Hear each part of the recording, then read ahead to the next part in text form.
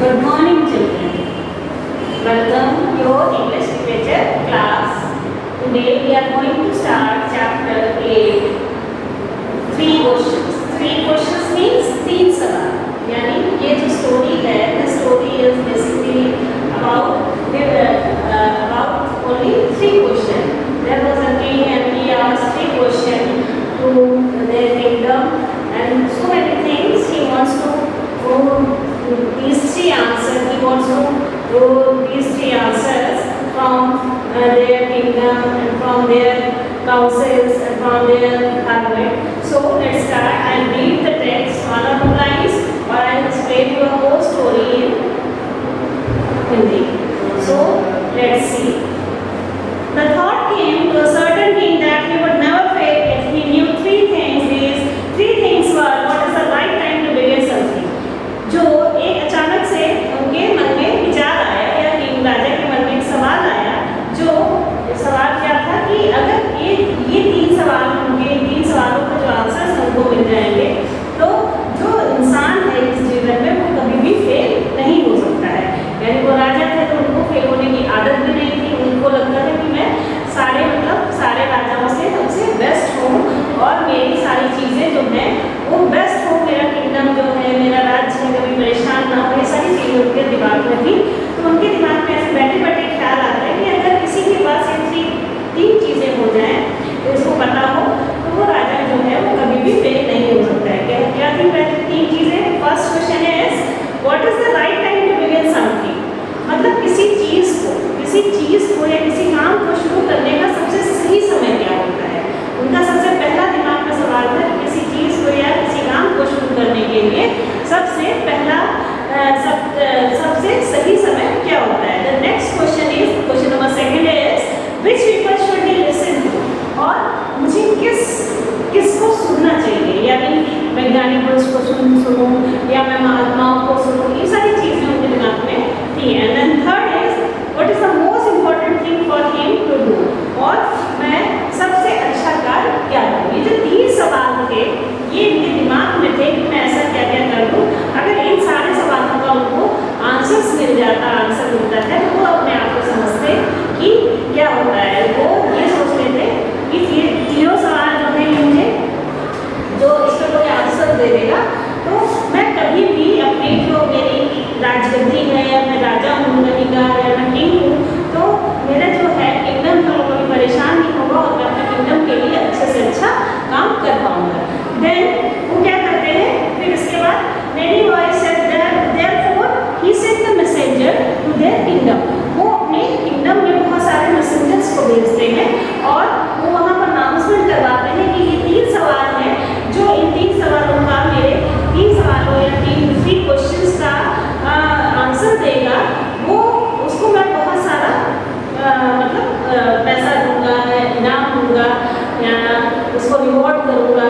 इस तरह का वो अनाउंसमेंट करते हैं। ये सारी चीज़ें सुनकर उनसे बहुत सारे लोग आते हैं और बहुत सारे लोग आते हैं उनके किंगडम से। तो वो क्या सोचते हैं कि जब कोई उनको अपनी सलाह देते हैं, बारी लोगों को बुलाया जाता है तो उनको अपनी सलाह देते हैं। कोई क्या कहता है in reply to the first question some said the king must prepare a time table. जैसे आपको बोला जाता है ना कि आप सही टाइम के अगर एक टाइम टेबल आप मेंटेन कर ले अपने घर के लिए तो आपकी जो पढ़ाई है वो प्रॉपर वे से चलेगी। तो इसी तरीके से किंग को भी किसी ने सलाह दी कि आप सही टाइम टेबल बनाइए, उसके हिसाब से चलिए। किसी ने कहा कि आप टाइम टेबल अगर बनाएंगे तो टाइम टेबल के हिसाब से चलेंगे।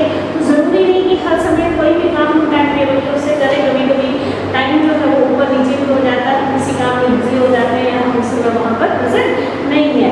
कुछ ने उनको सलाह दी कि एक प्रॉपर काउंसिल बनानी चाहिए वॉइस मैन की, यानी जो बहुत वॉइस मैन है यानी बहुत पढ़े लिखे लोग हैं, समझदार लोगों की काउंसिल बनाना चाहिए। तो काउंसिल बनाने से अगर कोई ऐसा आपके पास क्वेश्चन आता है तो आप उस काउंसिल के ज़रिए आपको उसका आंसर मिल जाएगा, यानी आप जो आगे भी करना चाहते हैं। ये सारी चीज़ें राजा को अलग अलग लोगों ने सलाह दी उनके लिए। पर राजा को जो था उस लोगों ने उस पर भी वो किया कि काउंसिल है, कभी अचानक से कुछ ऐसा है तो वो काउंसिल 1 घंटे पहले उसमें सवाल जवाब करेगी, तब कहीं आपको आंसर देगी और अगर डिसीजन जो है वो इंस्टेंट लेना है तो काउंसिल की वहाँ पर काम नहीं कर पाएंगे। तो इसी सारी चीज़ों को देखते हुए जो राजा थे, तो उनको राजा ने सारे सवालों के आंसर सुने, सबसे सुने, पर क्या हुआ कि राजा को सेटिस्फेक्शन नहीं मिला, वो सेटिस्फाई नहीं हुए सारे लोगों के आंसर सुनकर।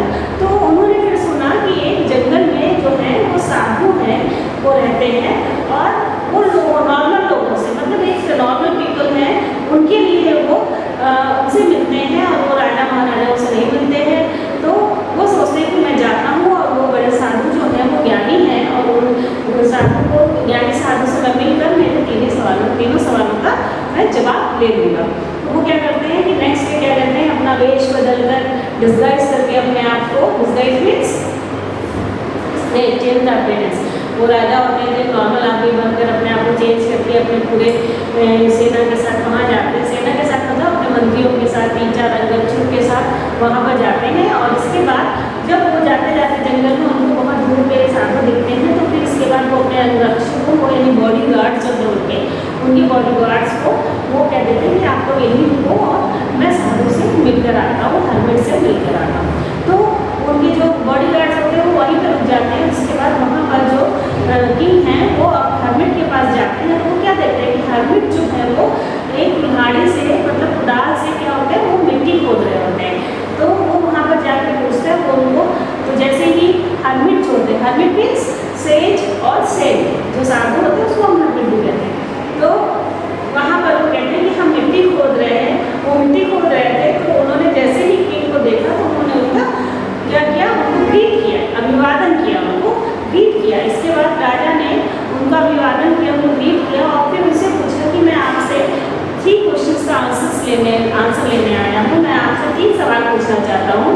तो वहाँ पर उन्होंने पूछा कि एक बार जो साधु थे उन्होंने कोई रिएक्शन ही नहीं किया, उन्होंने बस उनके ग्रीट करने का आंसर दे दिया। इसके बाद उन्होंने जो क्वेश्चन पूछा राजा ने, जो कि थे, तो उनका कोई उन्होंने रिएक्शन ही नहीं दिया कि हाँ मैं आपको 3 सवालों का जवाब दे पाऊँगा कि नहीं दे पाऊँगा, ऐसा कुछ भी नहीं हुआ। वो कंटिन्यूसली अपना काम करते रहे। तो उनका जो वर्क था वो मिट्टी खोद रहे थे, तो वो खोदते रहे, पर उन्होंने राजा को कोई भी आंसर नहीं किया। राजा देखता रहा कि वो जो है हरमिट है वो मिट्टी खोद रहे हैं, फिर मिट्टी हटा रहे हैं, साइड में गड्ढा कर रहे हैं। तो और करते करते वो जो साधु है, बूढ़े थे, ऑब्वियसली वो ओल्ड मैन होंगे, तो वो जो ओल्ड मैन थे तो वो मतलब थक जल्दी जाते थे, इतनी तो पावर नहीं होती ना ओल्ड मैन के पास कि वो बहुत सारा काम एक साथ कर ले। तो जब राजा ने ये देखा कि वो थक भी गए हैं, तो राजा ने कहा कि लाइए मैं मिट्टी खोद देता हूँ। तो राजा ने जब उनसे मांगी तो राजा ने उनको वो कुदाल जो थी वो उनको दे दी। और जब राजा ने उनको वो दे दी तो हरमिट ने क्या, ये तो हरमिट ने कहा कि हरमिट वहाँ से चुपचाप चले गए। अब जो राजा था वो वो मिट्टी खोदता रहा, खोदते खोदते मतलब उसको कुछ भी, वो बहुत थक गया है मतलब। और फिर इसके बाद उसने साधु से पूछा, तब तक साधु वहाँ आए, शाम का समय हो गया था, तो साधु आया वहाँ पर। तो उन्होंने बोला कि मैं इतनी देर से मिट्टी खोद रहा हूँ, आप मुझे ये बता दीजिए कृपा करके कि प्लीज़ मुझे give me the answer of my question if you know. अगर आपको मेरे क्वेश्चन का आंसर पता है तो कम से कम मुझे बता दीजिए, अगर नहीं पता है तो मैं यहाँ से चला जाता हूँ। तब भी वो जो हरमिट थे वो कुछ भी नहीं बोलते। उन्होंने क्या किया, तभी एक वहाँ से आदमी आता है और वो उसके पेट में घाव होता है और वो मतलब तलवार लगी होती है, और वो वहाँ पर आकर और कुछ गड़बड़ाता है और उसके बाद वो नीचे गिर जाता है। तो साधु जो है, हरमिट है, तो उसको अपनी गोद में लिटाते हैं। तो राजा उनके पास जाता है, राजा उसके घाव को पोंछता है, उसमें कपड़ा बांधता है, फिर उसके घाव को पोंछता है, फिर कपड़ा बांधता है, क्योंकि उसको बहुत ज़्यादा जो है वो बहुत ज़्यादा वो वोंडेड था उस समय, क्योंकि उसको तलवार लगी होती है, शोर लग जाती है। तो शोर से उसके जो पेट में था वो शोर की वजह से वो वोंडेड हो गया था। तो इस वजह से उसको बहुत उसको ब्लीडिंग होने लग गई थी, बहुत वो उसका जो खून था वो बह गया था। तो राजा बार बार उसको बदलता है और इसके बाद फिर बहुत मतलब रात होने लगती है, तो वो जो आदमी होता है तो उसको ठंड से लगने लगती है। तो राजा और हरमिट जो है उसको झोपड़ी के अंदर ले जाते हैं और लिटा देते हैं। वहीं पर राजा बैठ जाता है और उसके बाद राजा वहाँ पर बैठकर सोचता है कि आज मैंने इतना काम किया, सारी बातें सोचते सोचते वो सो जाता है। अचानक से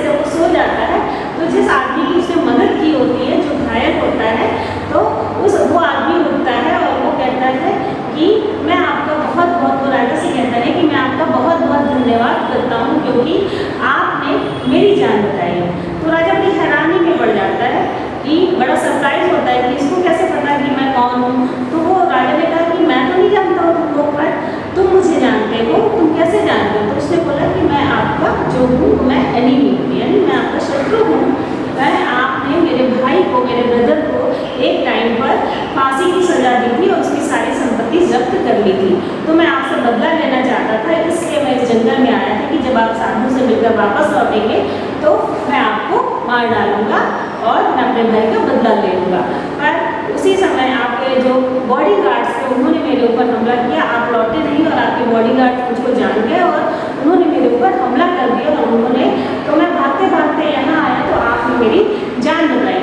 अब जब तक मेरा जीवन है तो आप अगर आदेश करेंगे तो मैं आपके साथ अपना जीवन बिताना चाहूँगा और आपकी सेवा में अपना जीवन लगा दूँगा, क्योंकि आपने मेरी जो है वो ये जान बचाई है। राजा बड़ा आश्चर्यचकित हो जाता है, राजा को बड़ा सरप्राइज लगता है कि अच्छा ऐसा भी है।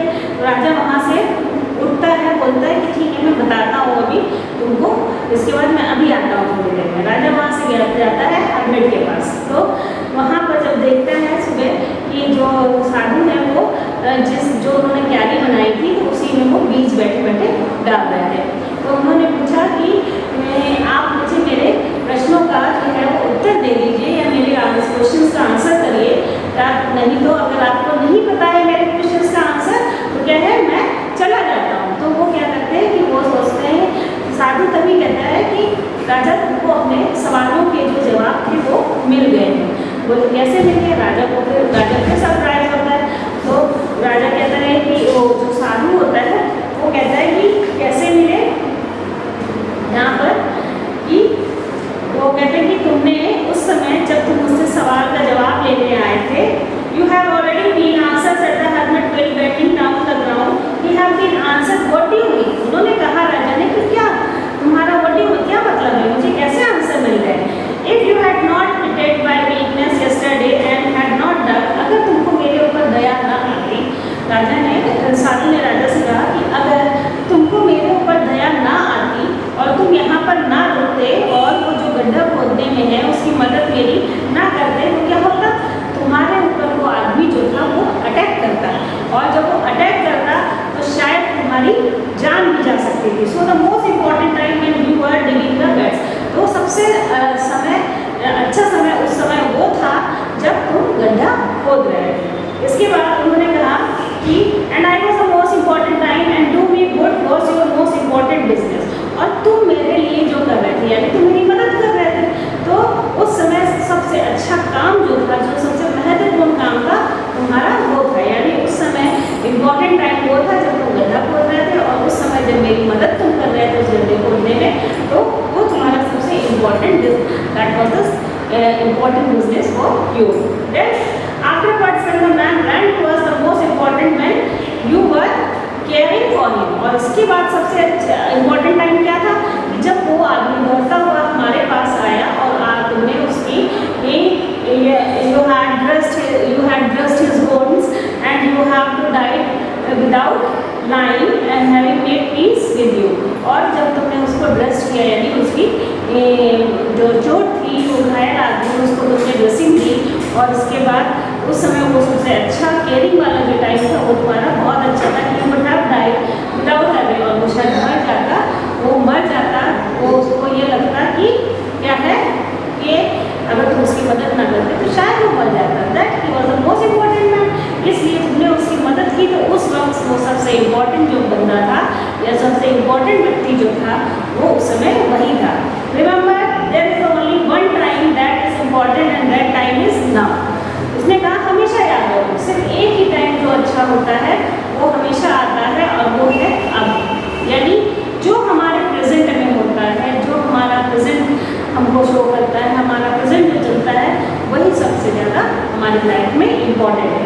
It is the most important time because it is the only time we have any part to it, क्योंकि जब हमारे सामने कोई भी मुसीबत आए या जैसा भी हमारे सामने कंडीशन है, सिचुएशन है, जैसे उसके हिसाब से हम कैसे एक्ट करते हैं वही हमारा इम्पोर्टेंट टाइम होता है, और उस समय हमारा व्यक्ति वो जिसके लिए हम कर रहे हैं वही इम्पोर्टेंट जो है वो पर्सन होता है। ये सारी चीज़ें जो है यही सारी चीज़ें हैं। Then last the most necessary person in the person are in the particular moment, most necessary person यानी महत्वपूर्ण पर्सन वही होता है, महत्वपूर्ण यानी इम्पोर्टेंट पर्सन जो है वो वही होता है जिस समय तुम जिसके साथ होते हो, यानी उस अगर आप अपने मदर फादर के साथ एक जस्ट एग्जाम्पल, एक अगर आप अपने मदर फादर के साथ हैं या आप अपने फ्रेंड्स के साथ हैं तो आपके लिए सबसे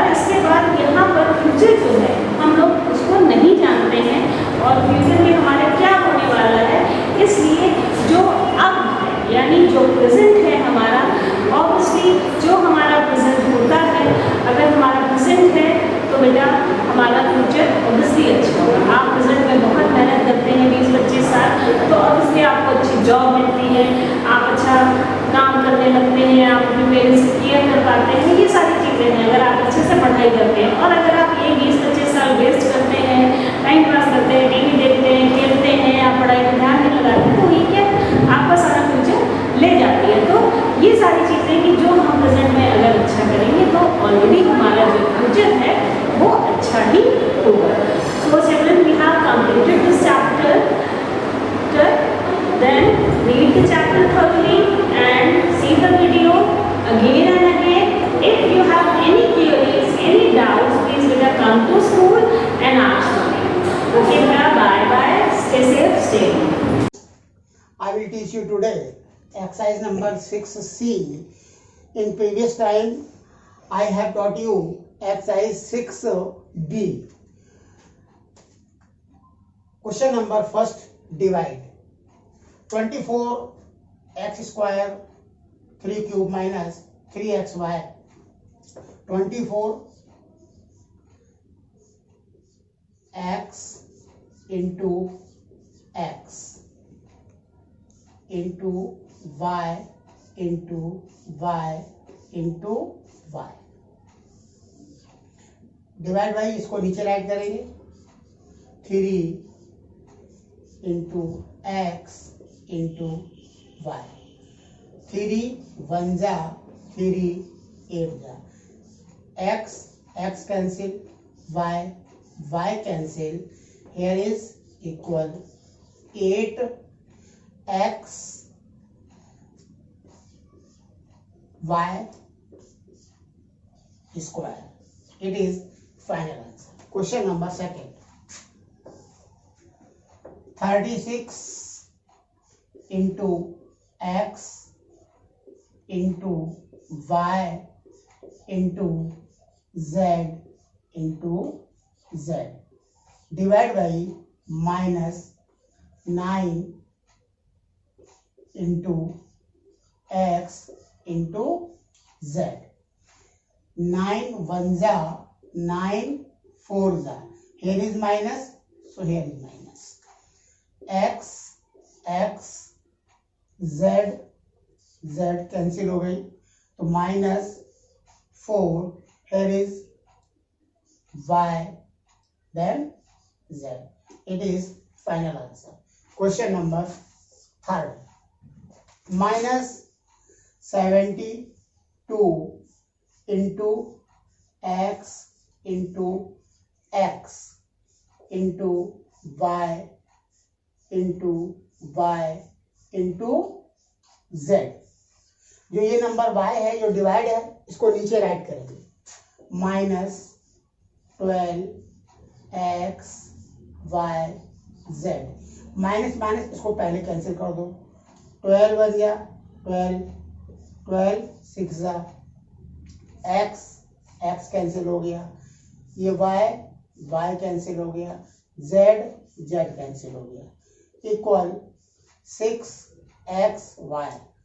6xy. Answer equal 6xy.